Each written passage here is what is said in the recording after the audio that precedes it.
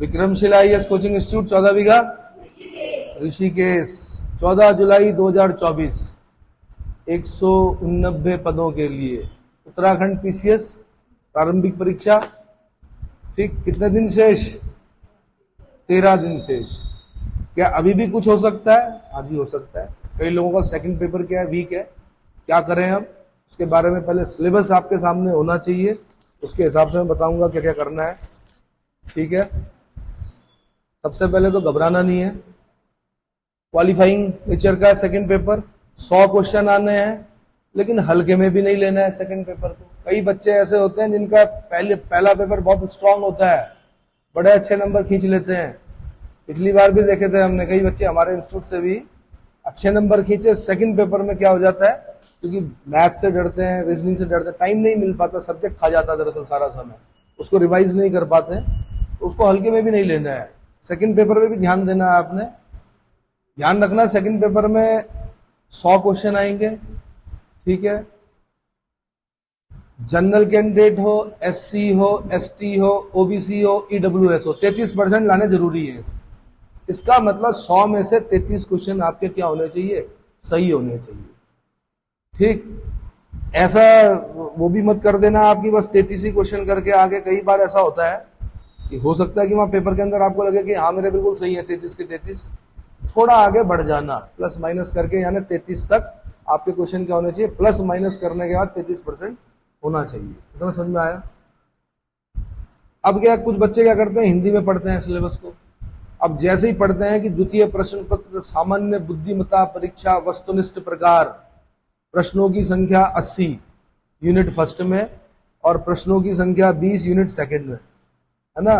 और जैसे पढ़ते हैं कि पहला अभिक्षमता परीक्षा, कथन वचन, सत्य और सत्य कथन, न्याय वाक्य, एमोलॉजिन, समरूपता और समानता, निरूपण, प्रतिबिंब, प्रतिरूप, हाथ पैर यहीं पे फूल जाते हैं। यहीं पे थोड़ा सा क्या कीजिए, क्योंकि रीजनिंग जो है आपका, रीजनिंग वाला पार्ट है वो क्या है, इंग्लिश में पढ़ेंगे तो ज्यादा मैच करेगा आपका। ठीक, statement, propositions, true false statement, syllogism, कई बार नाम सुना होगा आपने सिलॉगिज्म का। ठीक है, ये टफ पार्ट होता है रीजनिंग के अंदर।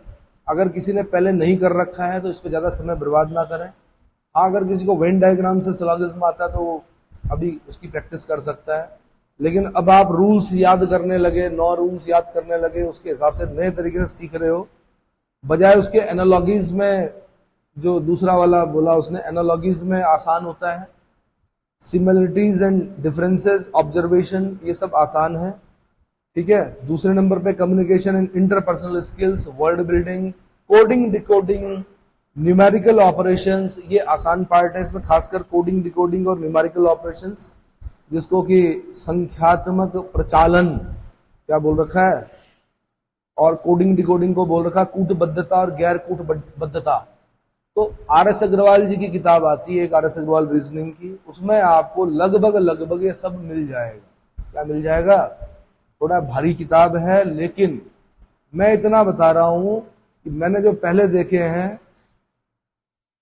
एज इट इज क्वेश्चन देखे हैं मैंने। जैसे लॉजिकल और एनालिटिकल एबिलिटी तीसरे नंबर पे है ना आपका, कौन सा, स्टेटमेंट आर्गुमेंट, डिट्टो क्वेश्चन देखे हैं मैंने स्टेटमेंट आर्गुमेंट के, statement assumption, statement course of action, statement conclusion, deriving conclusion from passage, theme detection, question statements, Venn diagram, arithmetic number series, arithmetical reasoning and figural classifications, relationship concept. कुछ नहीं करना है आपने, RS. Agarwal जी की verbal वाला जो part है उसको उठाना है, जो लॉजिकल वाला जो पार्ट है, लॉजिकल डिडक्शन, इसके अंदर 2 सेक्शन होंगे ना, सेक्शन 2 को उठाना है और इसकी पेपर प्रैक्टिस शुरू कर दीजिए। क्या कर दीजिए? क्योंकि देखिए अब रूल्स याद करेंगे तो ठीक है, रूल्स भी याद होने चाहिए, लेकिन मैंने कहा एज इट इज क्वेश्चन बनते हैं। किसके? स्टेटमेंट आर्गुमेंट के। बनेगा एक ही, ऐसे मत सोच देना कि बहुत ज्यादा क्वेश्चन बनेंगे, 1 या 2 क्वेश्चन बनेंगे। कहां से? स्टेटमेंट आर्गुमेंट से मान लीजिए 1 क्वेश्चन बना, स्टेटमेंट एजम्पशन से मान लो 1 क्वेश्चन बना, तो उसके लिए आपको पूरा पढ़ना पड़ेगा। कुल मिला के आपको 33 क्वेश्चन आपके सही होने चाहिए। कितने? 33% लाना ही लाना है क्वालिफाई करने। समझ में आ गया?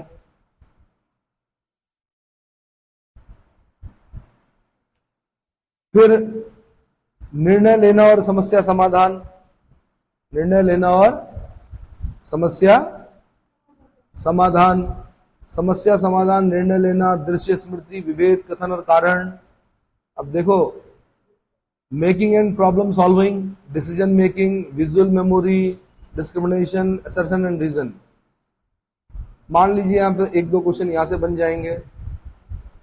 फिर ये आसान होता है आपका डायरेक्शन सेंसस टेस्ट। कौन सा? डायरेक्शन दिशा बोधक परीक्षा जो है वो बड़ा आसान क्वेश्चन होता है, इसमें 1 नंबर कंफर्म होते हैं। Social intelligence, emotional intelligence, critical thinking, puzzle test. Puzzle में क्या होता है कि पजल को अगर जब आप एक्सरसाइज करेंगे तो 2 या 4 क्वेश्चन एक साथ, क्योंकि पजल देगा वो, उसके नीचे 5 क्वेश्चन होंगे, 4 होंगे, 3 होंगे। तो पजल का एक फायदा होता है कि अगर आपने उसको कर दिया तो आपके 3, 4, 5 क्वेश्चन एक साथ हो जाते हैं। थोड़ा टाइम कंज्यूमिंग होता है ये पजल वाला। अल्फाबेट टेस्ट, अल्फाबेट टेस्ट में मैंने बता रखा आपको ABCD के नंबर 1 से लेकर 1 2 3 A1 B2 C3 D4 E5 और पीछे से Z1, वो जाती ही क्या कर देने आपने, बहुत काम आते हैं। ठीक है, तो alphabet test. Data sufficiency, data sufficient है कि नहीं है, पता चला उसने बोला कि वॉल्यूम निकालिए इसका, अब लंबाई दे दी कि लंबाई इतनी है, चौड़ाई भी दे दी, कहा वॉल्यूम निकालो, नहीं निकाल सकते भाई, data not sufficient, data not sufficient. इसका मतलब लंबाई चौड़ाई ऊंचाई जब पता होगी तभी तो निकालेंगे हम वॉल्यूम। Data sufficiency. और क्या है? Inserting the missing character, missing, ये सब आपको RS अग्रवाल की किताब में क्या मिल जाएंगे।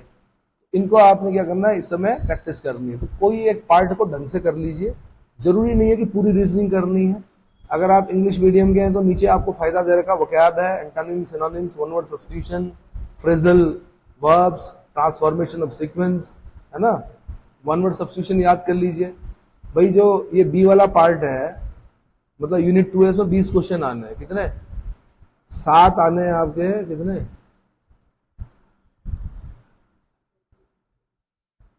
टोटल नंबर ऑफ क्वेश्चन 7 आएंगे, इसमें से 9 आएंगे इसमें से। ठीक है, तो एक वोकैब अगर आपका आ गया, एक एंटोनिम आ गया, एक सिनोनिम आ गया, वन वर्ड सब्स्टिट्यूशन आ गया, तो मीडियम इंग्लिश मीडियम के होते हैं, आपको पता है। इसमें भी कई तरह की किताबें हैं। वन वर्ड सब्स्टिट्यूशन अब इतने सारे तो याद नहीं कर सकते, थोड़ा क्या होता है, बट ये है कि जो पहले से अगर CDS वगैरह की तैयारी कर रहे हैं, SSC की तैयारी कर रहे हैं, तो उनका क्लियर होता है ये वाला पार्ट। बाकी हिंदी माध्यम वालों के लिए नीचे दे रखे हैं क्या, लोकोक्तियां हैं, मुहावरे हैं, अलंकार हैं, तत्सम, तद्भव, देशज, विदेशी है, पर्यायवाची, विलोम, उपसर्ग, प्रत्यय, संधि, समास, ये सब दे रखा है। तो जो आपके ग्रुप C की तैयारी कर रहे हैं तो उनको तो बहुत स्ट्रॉन्ग पार्ट है। तो ये मान के चलना कि अगर 2 यूनिट हैं, ऊपर में 80 है, नीचे में 20 है, तो आपने क्या करना है, 20 में से 20 तो नहीं खींच पाते हैं कोई भी, 20 में से 15 16 इधर से खींच लिए, यानी आधा काम हो गया। और लगभग 20-25 क्वेश्चन यहां से खींचे, थोड़ा सेफ जोन में रहिए, मगर खाली ये मत कर देना 33 क्वेश्चन करके आ गए। सेफ जोन में कब आते हैं आप, जब लगभग 45 के आसपास क्वेश्चन करते हो और वो आप उसमें कंफर्म होते हो कि मैं सही हूं। उसमें से अगर 1-2 गलत हो भी गए तो 33% आपका मतलब सेफ जोन में रहते हो। समझ में आ गया? तो ये वाला पार्ट जो रीजनिंग वाला पार्ट है, खासकर मैंने कहा RS अग्रवाल में section 2 logical deduction, statement argument, statement assumption, statement course of action, statement conclusion, इस वाले पार्ट की पेपर प्रैक्टिस कर लीजिए। ये किताब हिंदी में भी आती है, इंग्लिश में भी आती है। कौन सी? RS अग्रवाल हिंदी में भी आती है और इंग्लिश में भी आती है। आपके जो सिलेबस है वो मैच नहीं करेगा कई बार, हिंदी वाला जो है ना थोड़ा अलग तरह से भी लिखते हैं कई बार, मतलब जो टॉपिक होगा उसको अलग तरह से लिखेंगे। जैसे माना इन्होंने बोल दिया दिशा बोधक परीक्षण, क्या बोल दिया, तो दिशा बोधक परीक्षण को कुछ और हो सकता है कि किताब में कुछ और लिखा हो, पर होंगे उसमें डायरेक्शन सेंसस टेस्ट होंगे, आपके डायरेक्शन का सेंस देखा जाएगा कि आप A बिंदु से चले उत्तर की ओर 10 किलोमीटर चले, दाहिने मुड़ गए 20 किलोमीटर चले, फिर बाएं मुड़ गए 10 किलोमीटर चले, फिर आप बाएं मुड़े 50 किलोमीटर चल गए, फिर आप पूछेगा किस डायरेक्शन में, कितनी दूर है प्रारंभिक बिंदु से, that is direction sense distance. ठीक है। और स्टेटमेंट आर्गुमेंट अगर आप बोले तो उसमें तो भाई पेपर प्रैक्टिस से ज्यादा सही होने की संभावनाएं होती है। किससे? पेपर प्रैक्टिस जब आप इस पे करोगे तो सारे के सारे क्वेश्चन करना, वहां से मैंने कहा सब नहीं आएंगे, एक क्वेश्चन मैंने कहा स्टेटमेंट आर्गुमेंट से बन सकता है, एक दो स्टेटमेंट जंक्शन से बन सकता है, तो उसे सब दे रखे हैं, रूल्स वूल सब दे रखे, बहुत अच्छे समझा रखा है ना। बात समझ में आ रही है मैं क्या बोलना चाह रहा हूं? हाँ जी, ये काम करने हैं आपने। ठीक है, पेज नंबर बता दीजिए मुझे आर एस अग्रवाल में। इसीलिए मैं बोलता हूं कि थोड़ा ऑथेंटिक बुक पढ़िए भाई, जो पेपर बनेगा, पेपर बनाने वाले भी यहीं से बनाते हैं। असर्शन रीजन वाले क्वेश्चन आएंगे। कौन से? असर्शन कुछ नहीं होगा, जैसे असर्शन में दे देगा most of the Himalayan river are perennial, और रीजन में देगा they are fed by melting snow, they are fed by melting snow. अब आपने बोलना है जी असर्शन रीजन में कि A is true, R is false, A is false, R is true, both A and R is क्या, both A are true, R is the correct explanation of A, both A and R are true but R is not the correct explanation of A, if both A and R is not are false। इस तरह के 4-5 कूट दिए हुए होते हैं, उनमें से बस असर्शन, कथन बोलते हैं इसको हिंदी में, क्या बोलते हैं कि most of the Himalayan rivers are perennial, जो हिमालयी नदियां हैं वो सदावाहिनी है, क्या है, और कारण में लिखा हुआ they are fed by melting snow, कि बर्फ पिघलने से जो स्रोत है उनके पानी का वो क्या है कि पिघली हुई बर्फ हिमालय की। अब आपने इसमें देखना तो भाई दोनों सही है, ए और आर दोनों सही है, कथन कारण दोनों सही है, कारण कथन की पुष्टि कर रहा है। ठीक है, ऐसे ही बोल देगा वो कि beriberi is a viral infection, beriberi रोग जो है वो वायरल इन्फेक्शन है, ये कथन देगा। कारण देगा vitamin deficiency causes disease, vitamin deficiency यानी विटामिन की डेफिशिएंसी से ये होता है। तो भैया जो कथन है वो पहले ही खराब हो गया, गड़बड़ हो गया, क्योंकि बेरी बेरी रोग वायरल इन्फेक्शन नहीं है, विटामिन बी की कमी से होता है। तो कथन गलत है, कारण सही है। कथन क्या है? गलत है, कारण सही। तो ऊपर जो कूट होंगे ना उनको ढंग से पढ़ लेना पहले। मैंने कहा पहला कूट होगा कि ए और आर दोनों सही हैं, R is the correct explanation of A. दूसरा कूट होगा ए और आर दोनों सही हैं पर आर सही एक्सप्लेनेशन नहीं है ए का। तीसरे में होगा कि ए सही है पर आर गलत है। चौथे में होगा ए गलत है पर आर सही है। पांचवें में होगा दोनों गलत है। ऐसा कूट दिया हुआ होगा। तो भाई पहले ही बता दूं कि इस प्रकार के प्रश्न बनने हैं और आपने क्या करना है। और मैं ये बता रहा हूं कि हो सकता है कि इन्हीं में जो पेपर, ये जो मैं कह रहा हूं एग्जाम्पल वगैरह, ये सब इसके जो एक्सरसाइज वगैरह हैं, हो सकता है इन्हीं के बीच में से क्वेश्चन बने एज इट इज। कैसा? ठीक है कि नहीं? स्टेटमेंट आर्गुमेंट में क्या पूछेगा? बहुत कठिन इंग्लिश नहीं होती है, बहुत हल्की इंग्लिश होती है। इंग्लिश में कर लेंगे, अगर इंग्लिश की किताब इंग्लिश में कर लो। जैसे should military service B made compulsory in our country, क्या मिलिट्री सर्विस को कंपलसरी करना चाहिए हमारे देश में? आर्गुमेंट दे रखा है, ये मैं स्टेटमेंट आर्गुमेंट वाला क्वेश्चन बता रहा हूं। No, it is against the policy of non violence, ये नॉन वायलेंस है ना, अहिंसा की जो नीति है उसके अगेंस्ट है। दूसरा दे रखा yes, average citizen should protect his country. अब उसने बोला कि भाई इसमें कौन सही है, क्या कौन सही है, तो इसमें भी कूट दिए हुए होंगे उसने। तो अगर आर्गुमेंट एक सही है तो क्या होगा? If only argument one is strong तो ए होगा answer, if only argument two is strong तो बी होगा answer, if either one or two is strong तो सी होगा answer, if neither one nor two, neither one nor two is strong तो फिर D होगा, और E में लिखा होगा both one and two are strong. अब जैसे ये क्वेश्चन मैंने बोला कि should military services be made compulsory in our country, no it is against the policy non violence. दूसरा मैंने बोला yes every citizen should protect his country. इसका मतलब केवल आर्गुमेंट 2 इज स्ट्रॉन्ग, आर्गुमेंट 1 क्या वीक है। आर्गुमेंट 1 क्या है यार, अगर मिलिट्री, क्या इजराइल में मिलिट्री सर्विस कंपलसरी है तो क्या वो अहिंसक मतलब अहिंसा के नियमों का पालन नहीं कर रहा है, या हिंसक हो गया वो देश? मतलब ये कह रहा है ना, no it is against the policy of non violence. तो कुछ रूल्स होते हैं, मैंने कहा जब चैप्टर आप पढ़ेंगे तो सबसे पहले ऊपर वाला जो बॉक्स है उसको जरूर पढ़िएगा, उसी के अंदर समाहित होता है पूरा चैप्टर कि ये ऐसा क्यों हो रहा है, इसका आंसर क्लियर हुआ। स्टेटमेंट आर्गुमेंट हो गया।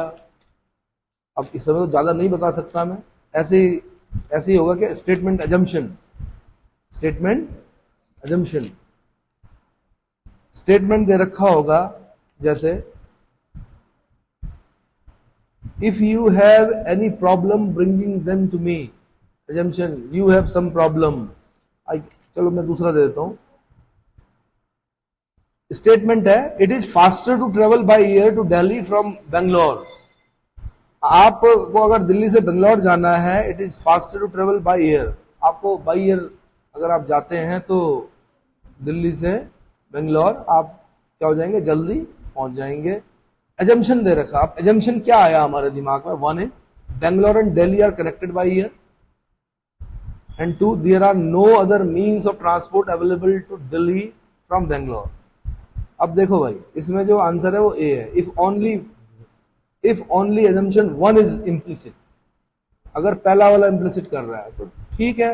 जैसे ही बोला कि it is faster to travel by air to Delhi from Bangalore, इसका मतलब यानी दिल्ली से बेंगलोर फ्लाइट जाती है, ये कंफर्म हो गया। इसका मतलब क्या हो गया, assumption 1 is implicit। बट दूसरा there is no other means of transport available to Delhi from Bangalore, ये स्टेटमेंट से कहां पता चल रहा है हमें, है ना। तो the statement advise to travel by air between the 2 cities, so 1 is implicit। Besides its talk to air transport being a faster means of travel, this means that other means of transport slower than air transport are available, so 2 is not implicit। 2 is not implicit मतलब जब वो बोल रहा है कि faster, इसका मतलब slow वाले भी होंगे, ट्रेन भी होगी, बस भी होगी, कार भी होगी, सब होंगे। लेकिन दूसरे वाले ने क्या कहा, there is no other means of transport available to Delhi to Bangalore. इसका मतलब ये अजम्पशन नहीं आ रहा है। अजम्पशन के भी पहले आपने हल्के फुल्के नियम पढ़ने हैं। एक हिंदी की भी किताब आती है रीजनिंग में, उसमें पूरे नियम दिए होते हैं। तो जिनको नियम पढ़ने हैं हिंदी में वो हिंदी में पढ़े, इंग्लिश में क्या करें, प्रैक्टिस करें। बहुत आसान इंग्लिश होती है इसकी। तो 33% लाना क्या है, बहुत आसान है। लेकिन इन 13 दिनों में जो भी आप रिवीजन कर रहे हैं उसके साथ 33% के लिए भी क्या कीजिए, इसको नहीं छोड़ना, ठीक है जी।